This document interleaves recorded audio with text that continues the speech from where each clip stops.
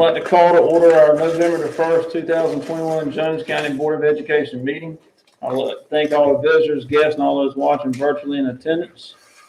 Ms. Candace, let the record show we have a quorum of 5 board members present. Mr. Griffin, Mr. Walston, myself, Mr. Brown, and Ms. Fial.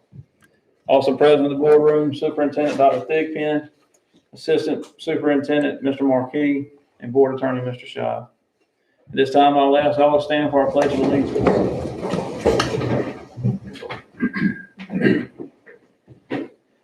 Pledge allegiance to the flag of the United States of America and to the republic for which it stands, one nation, under God, indivisible, with liberty and justice for all.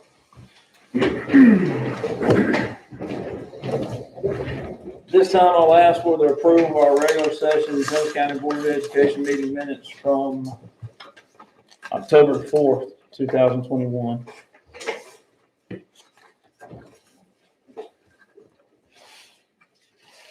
I'll make the motion for the minute for October 4th.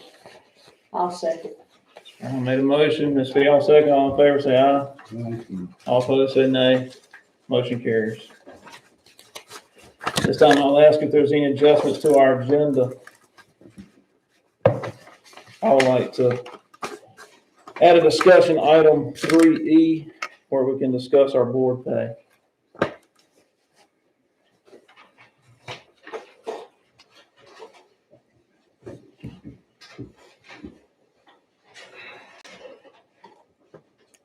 Any other adjustments? If not, I'll entertain a motion.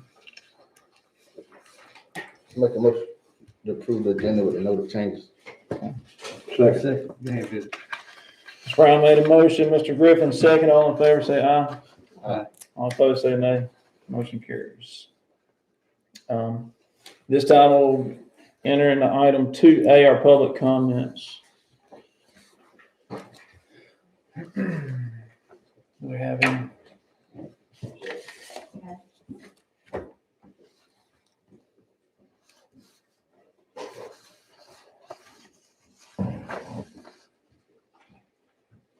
There's no public comment. No public comment. Okay. Do you have anything? No. Okay. I'm just next on the agenda. Well, then continue on. Continue on. 3A, first reading of the fall PLS update. Yeah, I'm here to submit to you the first reading of the PLS updates. There are 44 policies that are in the update. However, there are no new policies in the update. There are 36 policies that do have significant changes or revisions. It's heavy in COVID-19 related issues. I ask that we take the time to read this, and at the December 6th board meeting, we can revisit. And at that time, you can approve or request a second reading.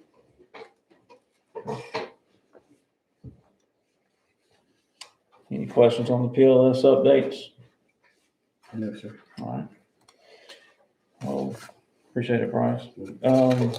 3A, facilities report. I'm sorry, 3B. Board members, you have a copy of a report that Farrier and Sons has provided regarding the updates for our athletic fields, and it outlines the work that's been completed in the month of October, and then it also forecasts the November work, which involves finishing one of the dugout slabs, site concrete work, finishing framing roof on all structures, installing the fence, and complete the block and brick structures. So you have that here, and you also have Mr. Morton here should you have any questions concerning any of that. I ask every month, are we still like we're good on, I think January 23rd is our January 21st. I saw they requested 10 extra days. Is that right? I haven't received that copy yet. Okay. And that still feels like a attainable date? I think so. Okay. All right. Any other facilities other than the ball field to report on? There's no issues at any sites that I'm aware of, I think everything is functioning fine. Alright. Any other questions for the facilities report? Alright, we'll keep right on going to ball field, 3C baseball field bleacher placement. In front of you, I placed a, Mr. Brown requested last meeting, I showed you a diagram before I could possibly place those bleachers at if we chose not to go to the chain link. That was $41,000. In front of you, if you look at the drawings I laid out, 1, 2, and 3, I've actually found possibly a solution to moving that set of bleachers and things where it's at. And this is the discussion item, and later on I've got the action item if you choose to go that direction. But the number one list that I have in front of you is to kind of give you an idea so you get a mind's eye of what that is. The backstop is a 40-foot net, and it extends on each side and from the bleachers 25 feet. The bleacher actually extends down with the second bleacher in place 50 feet in each direction. So the proposal on the change order for $41,000 was to extend that net from 25 feet to 50 feet to cover that bleacher. Presently, if you look at the second page, the proposal that I put in place is if we take that 25 foot of chain link fence, which is now 6 foot tall, and raise it to 12 feet and run it the remainder of the 25 feet in front of that second set of bleachers, then I think we've provided enough safety that we don't have to worry about a line drive going into the bleachers. The cost is significantly less to do that. And then if you look at number 3 that I have listed, would be if we chose just to stay like it is and move the bleachers, the new bleachers placement would put that second set of bleachers down to the far end of the building on that side of the field. Any questions?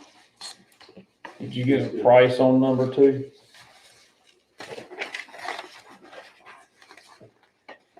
We actually have it listed on the change orders, you're an action item tonight, but Okay. and what that'll do is it'll extend a 6 foot fence to 12 feet tall from the end of the 40-foot netting and to the edge of the dugout. The area that would cover. It's just over 50 feet all the way through on that side. So that 12 foot, it'll stop at the dugout, it won't. It won't extend down the field further, but it'll protect that second set of bleachers. Why wouldn't the netting extend it to the dugout anyway? Do you know in the initial drawing? With The initial bleachers? drawings, it was a little misleading, the initial drawings. To look at the drawings yourself, you would think that was the proposed plan, but it refers you to a submittal on page 27 in the back, which gives specifics on that. And for the baseball field, that netting extends 20 feet on both sides of the netting into to protect the bleachers. On the baseball field, it only extends 25 feet. That's why the change order request was extended 50 feet on the baseball field. But it was originally in the plans as 25 feet. But I'm a little bit confused on all the numbers now. You said it's original plans was 45 or 25? The original was 25 feet was netting. On 40 foot tall, 25 feet, in either direction in front of the bleachers on it. How these bleachers, how long are they? I know it's 2 sections, but what, They're movable bleachers, and I'm not mistaken, they're 20 feet. they can't go any, does the press box cover the entire back of the, It covers Probably so. I mean, the bleachers can't slide towards the press box anymore? Would it be kind of behind the plate?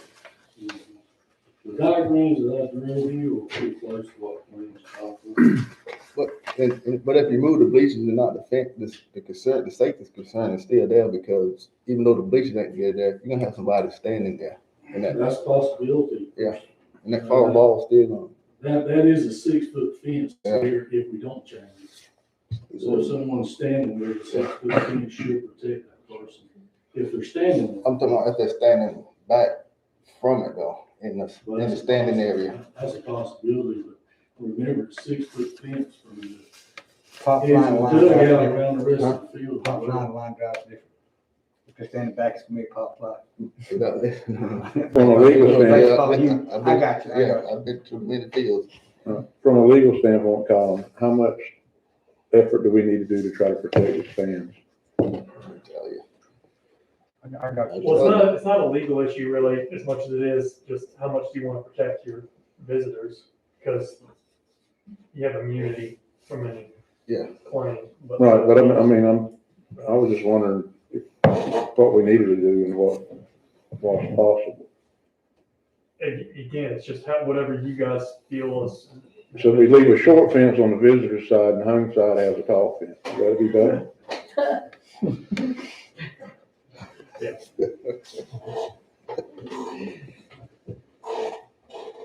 So you want us to decide on which one of these we kind of need to go with? Well, that's what Mr. Brown requested last, and if I move bleachers, what location we can use it to. Yeah. And not spend any money. But what I did is I went back to the contractor to try to find a solution without adding an additional 25 feet or 40-foot netting and still protect those bleachers at a significant cost. And we can put 12-foot fence there for around $4,500 on both sides versus $41,000. And I feel like that would protect the folks with a 12-foot fence in place. And it probably wouldn't affect the roofs a whole lot because it's going to extend from the back edge to the driveway. Let's get rid of that fence all the way to the dugout. What's the height of those bleachers? 6 feet? Approximately 6 feet to the back. So somebody sitting would be 9 feet? Big person. That would be a good. We originally looked at 10 feet, we felt like a 12-foot fit. A 12-foot fence would be better just for that extra 2 feet of protection. I think that would probably be plenty. Because a pop-up is the only thing that's really gonna clear it. I mean, it's not just outside the line drive. That's what I was saying. You know what I'm saying? We're not worried about the pop flies. Yeah, I mean, Right. You don't put a fence up for pop flies, you put a fence up for the line drive. That's what I meant Well, before. That's what I was saying. I don't cover that. Do I, you don't really They get me should one cover anyway. Well, the 6 foot I worry about, the Yes, 12 foot I yes. wouldn't be Is worried there about. no kind of, 12 foot might be close, but But I just can't believe that they Yeah. didn't run that fence. is there Opposed to the no dugout, ain't 6 they? foot's gonna be a lot more straight. I'm for going with a 12-foot fence if we need that in a motion. When it comes up on, action item B, item B. We'll get to it. You feel most comfortable with that plan, Tim? Pardon me? Do you feel most comfortable with that? I'm not just asking your opinion. I mean, Well, I actually pursued this to find a solution to that problem without spending $41,000. And what I come up with, the estimate I got was $46.75 to do that change for 50-foot fence, and that's both sides. But whenever you raise that fence from 6 feet to 12 feet, it has to be a lot, it's just a lot stronger fence to take care of that wind load and difference. And it also is not just a chain link, it's a frame chain, it fits as well. what'd you say, 46.75? $4,675 for that change, if you also choose to go in that direction. Versus $41,000. Right, right. I got that big part. I'd rather have the bleachers closer together than have to put one on either side of the dugout. I But think actually, Mr. Brown asked me last meeting, where we would move it if we had Yeah. to, that's why that third problem is all about. Yeah. If you choose not to do anything wrong, then we'll move that application down there. And number 3 is protected with a 6 foot fence as well, right? Well, number 3 is protected with a 6-foot fence. Let's go another. Bleachers were protected by that 40-foot fence. Right, but if we remove it down to Tier 3, then, Right. I mean, you can catch a hot line drive down there just as easy. Right. So I think your safer bet is number 2, like we've been talking about. That's what I I actually put that in the action item, so. I just wanted y'all to discuss this. See what direction you go. I appreciate you working that one out. Yes, yeah.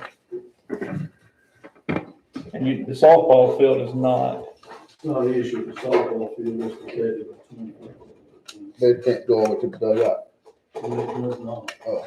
But there's only been two bleachers on both sides of it. all right, Other questions? thanks, Tim. So, Heading into 3D, our budget report.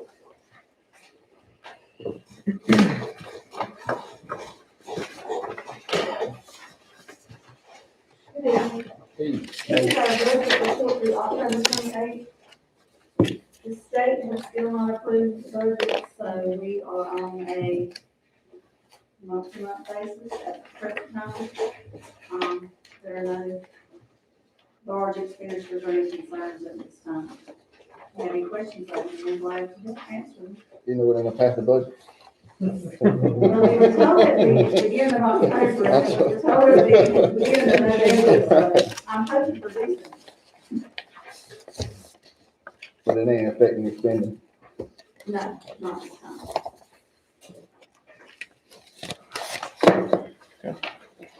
What did Gilman Betty used to say? Charge it. Charge it. Better than that. Remember that? Head into the item that I had amended to the agenda, the board pay. I just added this one today just so that Colin can report to the board what he's found out about reducing our board pay. So as the board knows, you all previously voted, by 3-2 vote to request the county commissioners to lower the board of education stipend. That would require, in order for that to happen, the county commissioners would have to vote to reduce the stipend.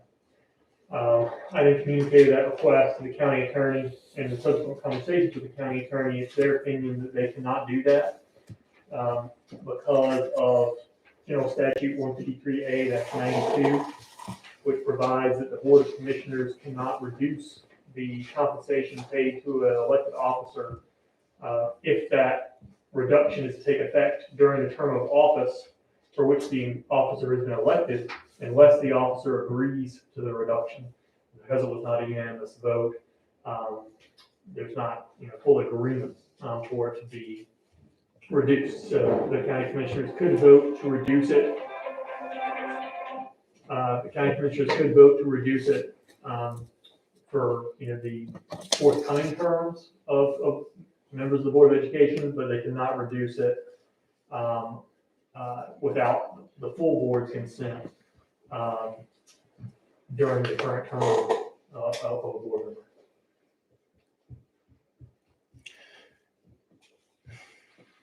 So we've got alternating cycles on our board. I mean, when would be the time that we could ever reduce the pay? It's gotta be unanimous for that to happen. Well, the one way was if it was unanimous, and the other is the county commissioners could say that, and if it was the commissioners would take action on it, they could say that it's going to take effect for each seat on the Board of Education, beginning with the next term for each member. But it doesn't work in the other direction. We can increase.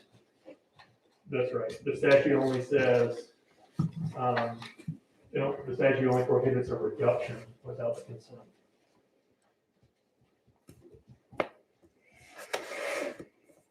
Okay. Quick question, and it pertains to pay as well. We also agreed to lower our per meeting pay to $50. Does that fall under a similar deal, or? That is part of the compensation that's set by the commissioners. So it's the same. So they, Rules apply. so, okay, they approved $100 per meeting too?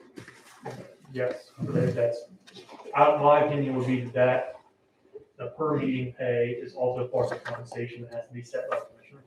Okay. Thank you, Colin. Well, it appears we are stuck where we're at with our pay. So. Any other questions on the board panel? All right, we'll go into our action items. 4A, audit report.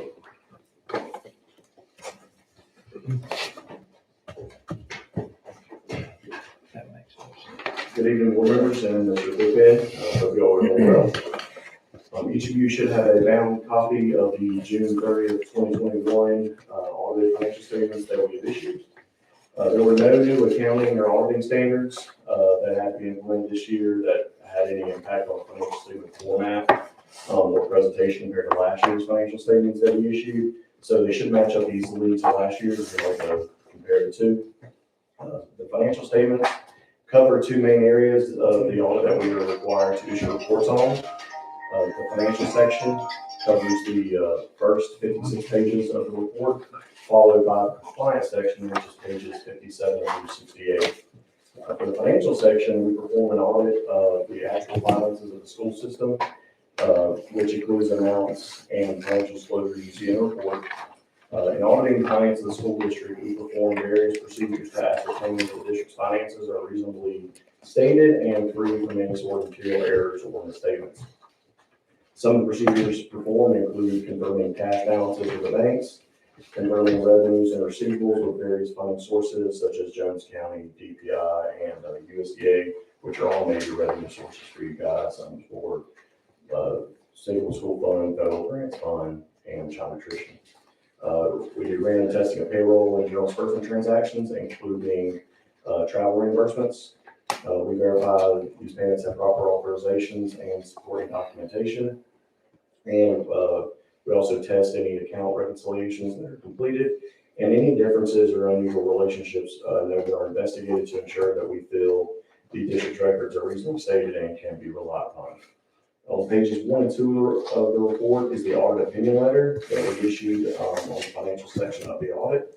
We're happy to report it is a clean, unmodified opinion, which means we feel the financial information included in the report is reliable and free from any material misstatement. That's the highest level of assurance we can get. From the compliance section, starting on page 57, is starting on page 57, the beginning of the compliance section of financial statements. And back there are several letters we issue that are included here related to the various detailed testing we perform on the internal controls of the district's compliance with various federal, state laws and regulations. And we're required to perform more extensive compliance testing this past year due to increased federal funding received due to the pandemic. So we had to do a good bit of work on that. We're happy to report that all three of these letters are also clean, unmodified opinions. Basically, these letters let you know that we did not note any improper use of grant funds. We feel that the district's finances appear to be expended properly and in accordance with budgets approved by the Board of Education. There are a couple pages of the financial statements I plan to go over with you guys. First is page 12, exhibit 3.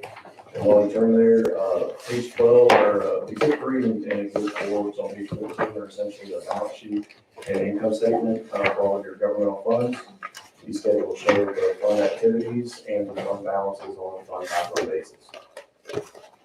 In the first column on page 12, the next to last number, you'll see your the general fund balances of June 30th, 2021 is $889,861, which is an increase of about $225,000 over the amount reported at June 30th, 2020. Now, due to COVID-19 and most students not being in the classroom for much of the year, the district was able to generate cost savings in some operational areas last year. In addition, the district was able to use federal COVID relief funds to help cover expenses for those operational areas where costs increased as a result of the pandemic. These two factors are primarily what enabled the district to increase fund balance this year. Those districts we have audited so far this year have seen their local fund balance increase for those exact same reasons. The federal government, as they're doing today, those funds to LEAs across the country, and most districts saw their fund balances increase significantly until those funds expired in about 2013, about 4 years. Once the federal stimulus funds expired, costs for everything had increased, and districts began to see their fund balance drop back down over the years that followed 2013.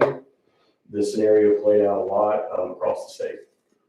And with all the uncertainty in the economy right now, we feel it's important for the district to have extra funds in reserves for when the federal COVID money expires in a few years.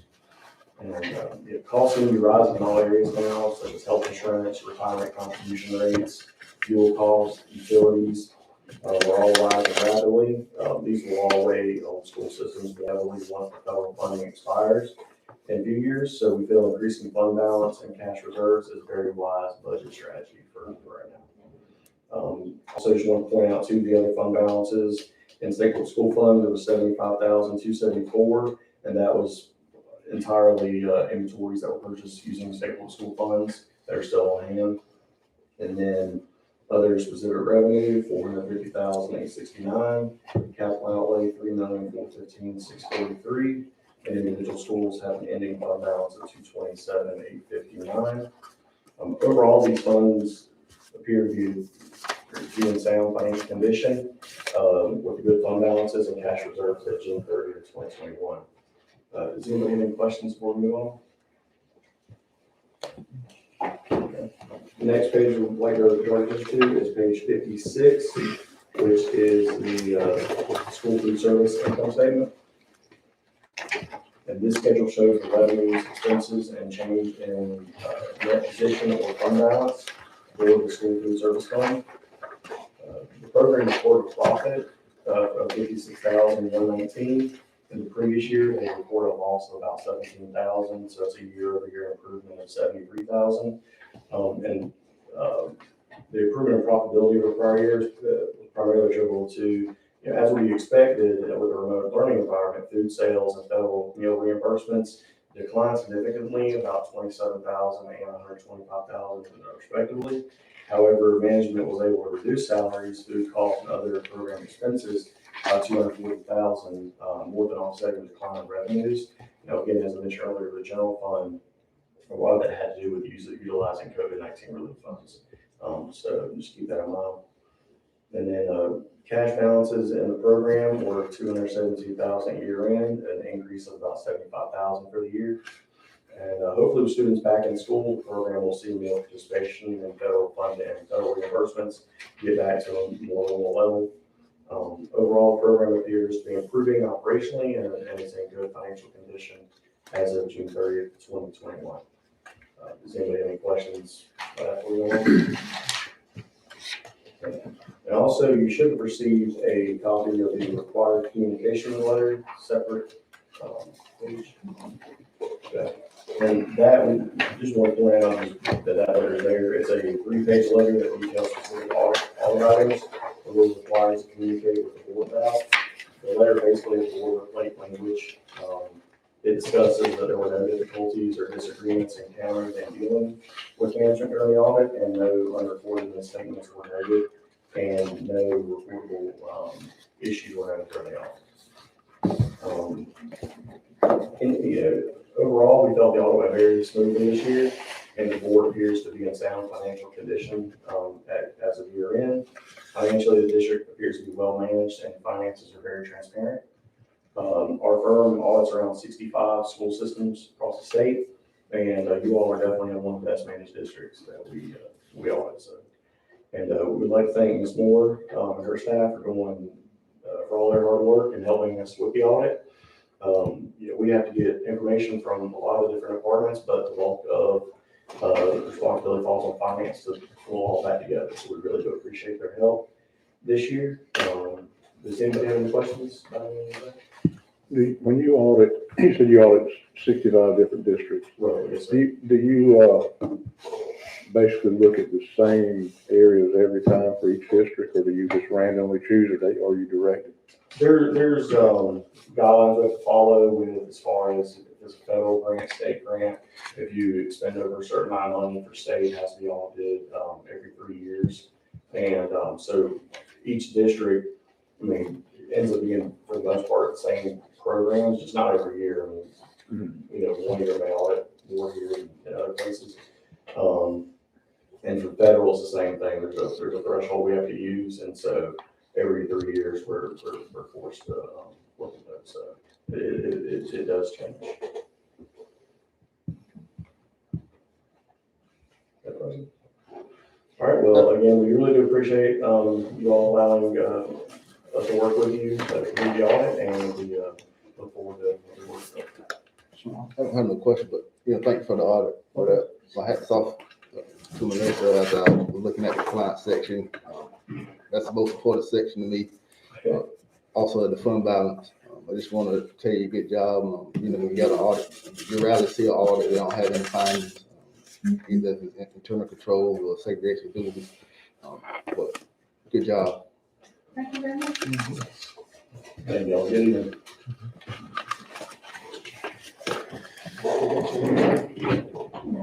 I guess we need to approve the audit, right? Yeah. I'll make a motion to accept the audit report. Second. Mr. Griffin made a motion to accept the audit. Mr. Brown seconded. All in favor, say aye. All opposed, say nay. Motion carries. Heading over into item 4B, the athletic field change orders.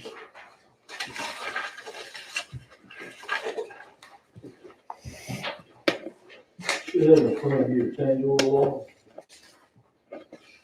What was total with the last, was extended backstop 50 feet, $41,300 change order. My recommendation that this be denied. I just need y'all to vote on it and deny it. Just approve, just approve our change order. And then the next two change orders we have in place are items 5 and item 6. Installation around the heated area, the concession stand, and press boxes. At a cost of $3,409. The extension of the 12-foot fence to cover the bleacher area, which we discussed earlier, will be the other change order, change order number 6 listed, at a cost of $4,675. Any questions?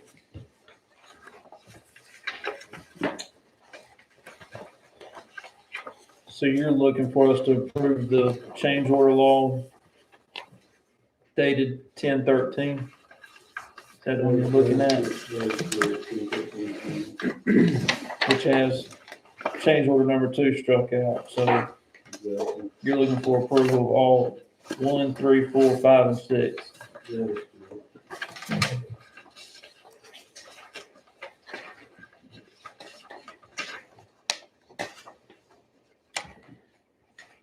May I ask you a question? This may not be the correct time to ask it, but I rode out and looked at ball fields, the last few days. And I noticed we had a viewing or recording probably platform on top of the baseball. It's a structured area on top of the baseball, home dugout. That's for safety. It is safety. They put those rails up to put the roof on the it. roof on. Okay, because if it was gonna be a filming area, I wanted to make sure we had it for the softball also. I mean, it would be ideal. Yeah, thank you for correcting me. No problem. I just don't wanna hear anything later that's, or either would I want anything. Well, I sure hope we put one up there, it's not as shabby looking as that is. Well, I knew it was the initial maybe payment if that was the case. I thought it was your design, Tim. Yeah, I wasn't sure. Yeah, you thought the same thing? Well, I thought they was gonna build some on top of it. I did And I went too. over and looked at it. No, actually. I didn't get out, it was too much. The press box itself does have something. A what? The actual press box itself does. That's recording, yeah, I saw where that was going at. Yeah, so thank you for correcting me. That's I'm fine. just trying to stay on my toes with, timeline. Did you request that safety railing, or did they put that up themselves? Believe it or not, they put it up, so. That's good. I have requested some things to be done out there, and they're fully adamant about getting done right then. I got the job site superintendent about it, one being getting the silk screen up where it needs to be to keep it out of the drains. There was a couple of those in this. We did have an issue with cutting the force main out there from the highway. they were responsive and getting that taken care of, that was taken care of this. Anything, any issues we had so far, it's very, one call, one conversation, so I couldn't be happy with the contract. I was gonna ask you about that. Good communication. It looks good so far. I hope it's working both ways. Anytime I call, I try to respond as well. I'm well pleased with what's going on so far.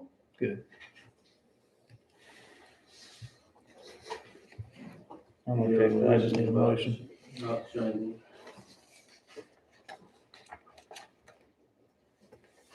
Does that include this number 2 here? Or is that a separate item? Number 2 is, the proposal to extend that fence that was so costly. Yes, And I requested that you deny that. okay, But it's really in, the board has to disapprove or change. Okay. I understand that. yes. So my recommendation is item number 2 is disapprove. Is my recommendation. Okay.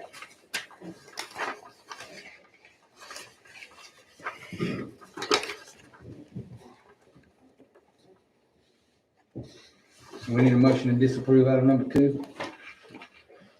It's kind of, We'll break it up, or do what we do? I mean, it's kind of already struck out on the log, so it's kind of Approve the log as is? noted that it's struck out. I think the reason it struck out, I just didn't give you back over this one, just to make sure nobody's in the order, but I don't think they'll ask everybody.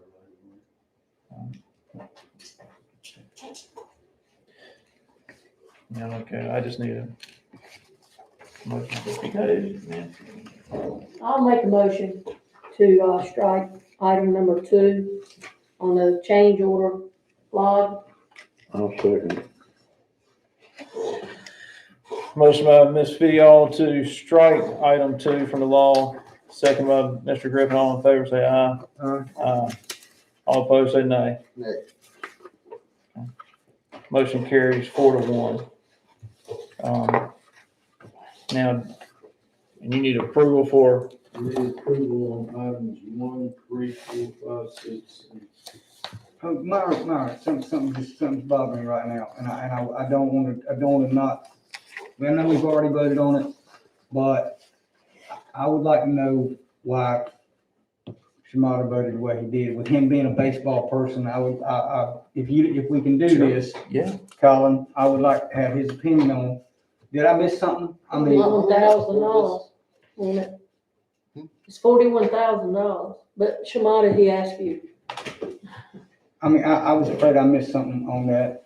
I'm not making fun, I just didn't want to I didn't want to miss something. Okay, we can proceed. so now we're looking for approval on 1 and then 3 through 6. 1, 3, 4, 5, and 6. I move to approve. Second. Motion by Mr. Walson to approve, second by Mr. Griffin for items 1, 3, 4, 5, and 6. All in favor, say aye. Aye. All opposed, say nay. Nay. Motion carries 4-1. Thank you. All right. Okay. Moving into action item 4C, approval to amend November 12th, 2021 school calendar to Wellness Day. Mr. Chairman, and members of the board, many of the school systems surrounding us are taking the Friday following the Veterans Day holiday as a remote work day for their staff and wellness day, different things of that nature. Carteret, Craven, Lenore, Pamlico, Sampson, Wayne, Green, Johnson, several of the other counties are doing this, and so we're bringing before you tonight a request that we are able to have that workday on the 12th as well for our staff. And it would be not a day for our students, but that kind of day for our staff, a wellness day, remote work day for them. I make a motion for Wellness Day on November the 12th. Yes, ma'am. I'll second that. Ms. Fion made a motion to make November 12th a Wellness Day, second by Mr. Walsh. All in favor, say aye. Aye. And what is that day? I'll You know close what day the that meeting. is? That's Friday. Friday. Motion carries. Just to note, that Big Town Tree, you probably saw the memorandum from DPI. Yes. We can make it a remote day, but we do need to assign duties to all employees. We can't just totally give everybody a day off. Right. So I know that other districts are doing that and coming up with creative things to assign folks that day. Yes, Bryce and I will make sure we take care of it. Thanks, Colin. Okay, item 4D, action on whether to maintain or amend the Board of Education current face covering policy as required by SL 2021-30. So we have provided you a map that kind of outlines what the surrounding districts are doing. For the most part, most districts still continue to, you did not. No, so It's in the email. it's in the email. Okay. And so, there's just a few counties that are doing away with the masking policy. I would just ask you to, consider that, but also the numbers of students. Can I see that? On the map, looking at it, what is the green? I saw The Samson. green is where they got 2 or 3 districts within that county, Okay. and some of them are one way or the other. There's a little footnote down there on the bottom. There's a city and maybe a county. The split county. And the CDC had also come out with some new guidelines for low, moderate, substantial, and high transmission risk. And I think there were only 2 counties in North Carolina that were able to mask according to their guidelines. So we would just ask that you continue as we're currently going. Danielle also provided you with a number of classes that because of the masking policy, that we were not quarantining because of the mask. We were doing the mask. So we present that to you, mask to continue. I don't see how we can do anything else with the quarantine situation. No, I don't see how you can until the governor change his rules. that's right. It just can't. I mean, the quarantine situation is what, 10, 12 to 1? Yeah. We don't have 1,000 people. How many COVID cases do we have right now currently? Generally, we're Less than running 1%. Yeah. quarantining between 7 and 15 kids a week. Positives the past 4 weeks have ranged between we've had one week, 6 or 7 one week, but they're somewhere in between 1 or 2 and 6 or 7 positives a week. It's what we've run for the last 4 weeks. And how many kids at home? Just over 12. The kids at home are, we had 6 or 7 positive cases last week, so the number actually may have been 1 or 2 more than that. Did you speak with Pender County? I called, but I've got no response. I know Pender's been optional for 2 weeks, maybe 3. Carteret just went optional yesterday or last week. I'd like to see us go back optional for 1 through 12, K through 12 myself. Yeah, I just feel like our numbers are low enough that we'd be okay as well.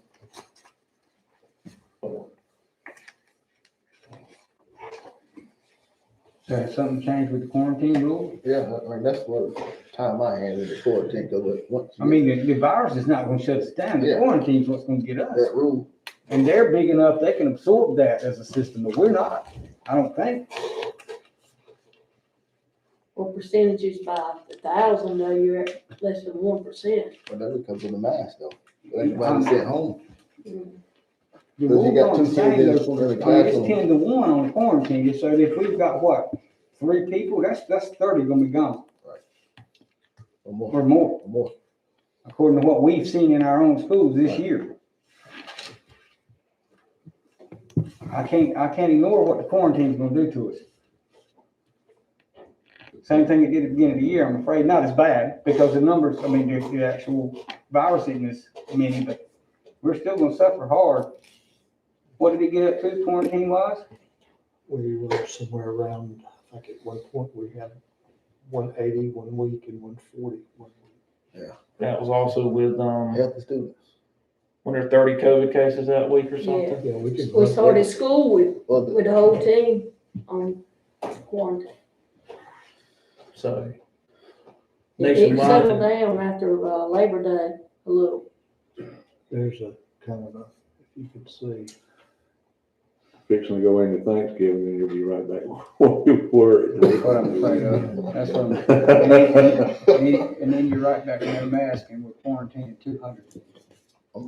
I have to agree it to a certain extent, but when they leave us and where they're going after they leave us, they're not wearing masks I agree, 100%. anywhere.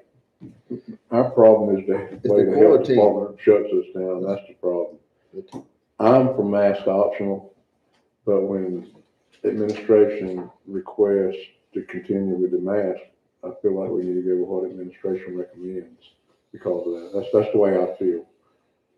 I mean, seriously, I'm for masks. I don't want to be wearing a mask now, and I wouldn't if we didn't have this done. But my understanding was you recommended we stay mask required. I don't want to go against his recommendation. That's just me, even though I'm against wearing a mask. we kind of went against it though the first 2 weeks. Do what? We went against administration the first 2 weeks. But he didn't recommend it the first 2 weeks, I didn't think, did he? Yeah, hold it. I think he did. Yeah. Well, I mean, from his, I mean,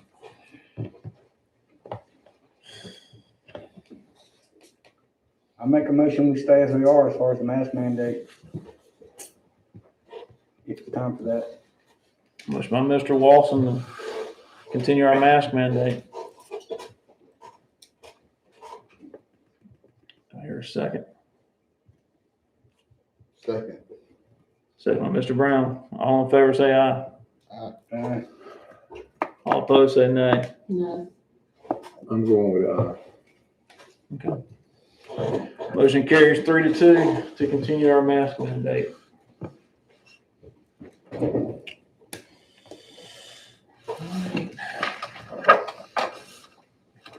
our next meeting date is how soon after Thanksgiving? It's right after Thanksgiving. It's December December 6th. 6th. 6, so we got like a week and a half. Okay, I'll go against the mask. I'll go mask optional next, between there, we don't come out of, if we don't have any COVID cases the following week after Thanksgiving. got it. At this time, I'll entertain a motion to go into executive closed session for personnel reasons pursuant to North Carolina General Statute 143-31811A 1, 3, and 6. I'll just say for our time, Second. Who did the motion? Oh, Nobody yet. I motion that we go Motion by Mr. to- Lawson, second Mr. Brown. Way to back me up. All opposed, motion carries 5-0. We're under closed session at this time. Thank you. Thanks, everybody. We agree to this.